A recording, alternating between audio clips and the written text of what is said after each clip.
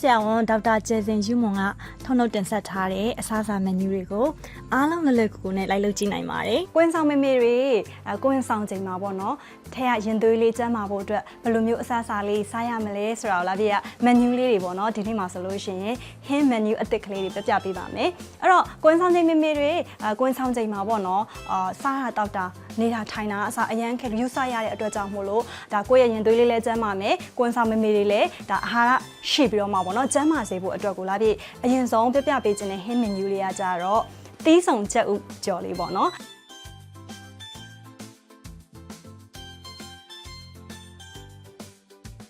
ကျုပ်နဲ့ဂေါ်လက်မန်တစ်စုံကိုထည့်ပြီးတော့ရောပြီးတော့တမအောင်မွေပေးပါ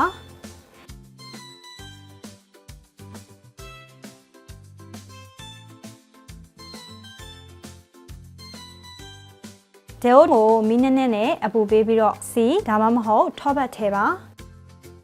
စီပူလာရင်ဟင်းနုရွယ်ရွက်သို့မဟုတ်ကိုက်လန်ကိုထည့်ပြီးတော့10မိနစ်2မိနစ်လောက်ကြော်ပေးပါ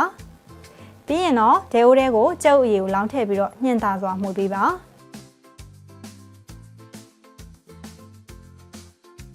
ကျုပ်ကြက်ခံနေရင်တော့အတုံးသေးသေးလေးတုံးထားတဲ့ခင်းကျင်လေးထည့်ပြီးတော့ကျုပ်ကြက်သွားတဲ့အထိကြောချက်ပါစားနဲ့ငရုတ်ကောင်းတွေကိုလိုသလောက်ဖြူပြီးတော့မိခင်ကိုပူပူနွေ့နွေ့ကျွေးလို့ရပါတယ်ကောင်းချိုးတွေအနေနဲ့ဒီတရက်ဆောင်ကျုပ်ကြော်တစ်ပကံမှာပရိုတင်းအသားဓာတ်ဗီတာမင်နဲ့သတ္တုဓာတ်တွေကျွေးဝစွာပါဝင်ပါတယ်အစိမ်းရောင်ရွက်တွေစားသုံးပေးခြင်းကကိုယ်ဝင်ဆောင်ခြင်းနဲ့မိဖွားပြီးရဲ့နောက်အရေးကြီးလိုအပ်တဲ့တန်တက်တဲ့ကယ်ဆီယမ်ပြည့်ဝစေပါတယ်